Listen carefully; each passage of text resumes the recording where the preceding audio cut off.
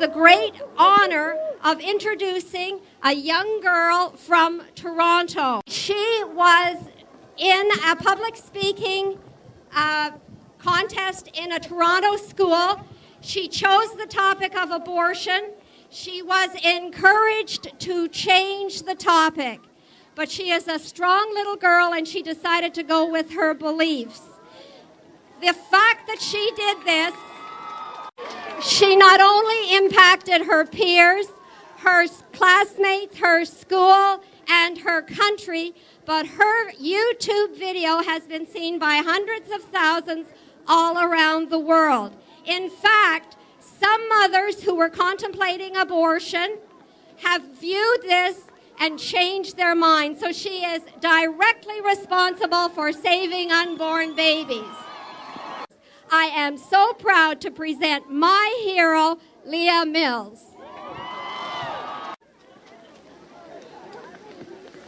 What if I told you that right now someone was choosing whether you were going to live or die? What if I told you that this choice wasn't based on what you could or couldn't do, what you've done in the past, or what you would do in the future? And what if I told you you could do nothing about it?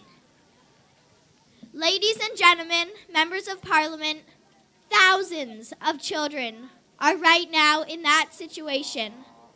Someone is choosing, without even knowing them, whether they are going to live or die. That someone is their mother, and that choice is abortion. Every day, 115,000 children are being put to death through abortion. 115,000. Look around you at this great sea of people.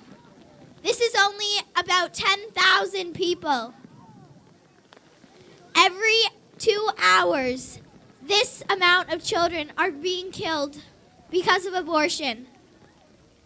Almost 1/3 of our generation never made it out of the womb. All those lives are now gone.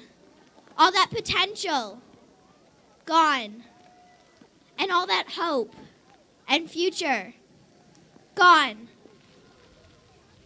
Now, I know what some of you might be thinking. It's not really killing. After all, a fetus isn't a child, right? But why do we think that just because a fetus can't talk or do what we do, it isn't a human being yet?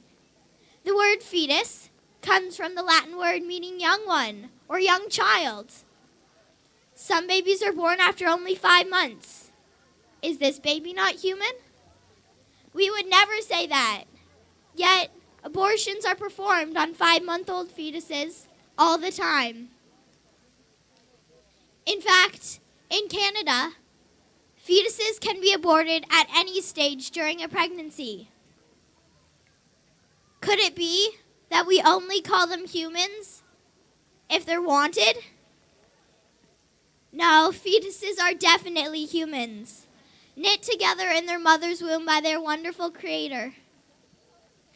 Some people might say that since there are no laws against abortion in Canada, it doesn't matter anymore. The matter's settled, and it's not our business. But if an action is unjust, it should be illegal, and it needs to be our business. And this particular action has a huge impact on our society. Every year, 100,000 abortions happen in Canada. 1 million abortions happen in the USA. And over 42 million abortions happen worldwide. I'd say that's a huge impact. I know some people say the mother has a right to abort. After all, her life is dramatically impacted by having a baby. But I'm asking you to think about the child's rights that were never given to it. No matter what rights the mother has, it doesn't mean we can deny the rights of the fetus.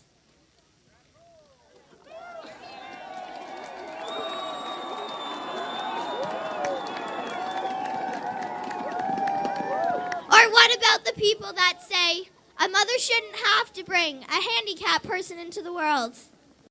What doesn't make sense to me is that on the one hand, we provide special parking and elevators for the handicapped.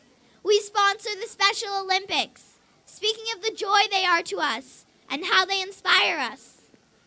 But when we find out that a pregnant woman is carrying one of these very children, we counsel her to abort it, not giving the child a second thought.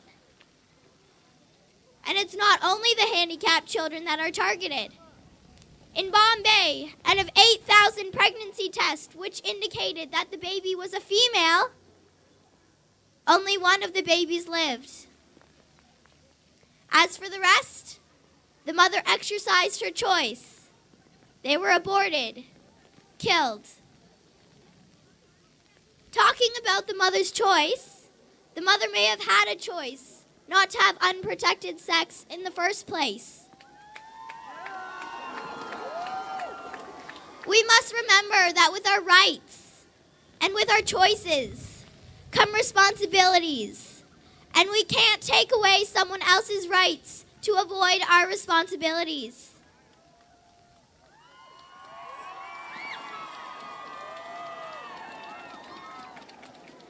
At this point, I imagine the age-old question arises. What if the mother didn't choose to have sex? What if she was raped? But let's look at the facts. Only 1% of all abortions are hard case categories. This includes rape, incest, and the life of the mother being in danger. 1%. That hardly justifies the disturbing volume of abortions that happen these days. And who's to say abortion's the easy way out? I don't think people understand the effects of abortion on a woman. Think about this. According to a recent study, 48% of women who have abortions face complications in their subsequent pregnancies. Some may not even be able to give birth at all. Women are also at a greater risk of developing breast cancer if they have had an abortion. But perhaps the worst effects are the emotional ones. Women who have abortions tend to have more mood disorders, substantial enough to provoke them to harm themselves. In addition, women are 5 times more likely to have problems with drug and alcohol abuse. 98% of women who have abortions say they would not recommend it to a friend. And 80% of them say they would have carried the baby to full term with better circumstances or more support from others. Abortion leaves a woman feeling lost and uncertain about her future. More than half of all women who have abortions feel guilt, shame, sorrow, regret, and unworthiness afterwards. It certainly isn't the cure-all people think it is. I read a story on the Focus on the Family website. It was about a girl who had an abortion, and she writes, "I had an abortion at the age of 17, and it was the worst thing I ever did. I would never recommend it to anyone because it comes back to haunt you. When I tried having children, I lost 3 because something happened to my cervix during the abortion." Sharon Osbourne. Hers is just one of the many heart-wrenching stories that nobody tells these days. And those same stories are the ones that we need to hear. I want to thank you for taking time to think about the issue of abortion, to think about the unborn, and to think about the effects of abortion on a woman. If you walk away with anything after this speech, walk away with the words of Horton. You know him, the elephant that risked his life to save that little speck. Remember him and his famous words. Even though you can't hear them or see them at all, a person's a person, no matter how small. Thank you.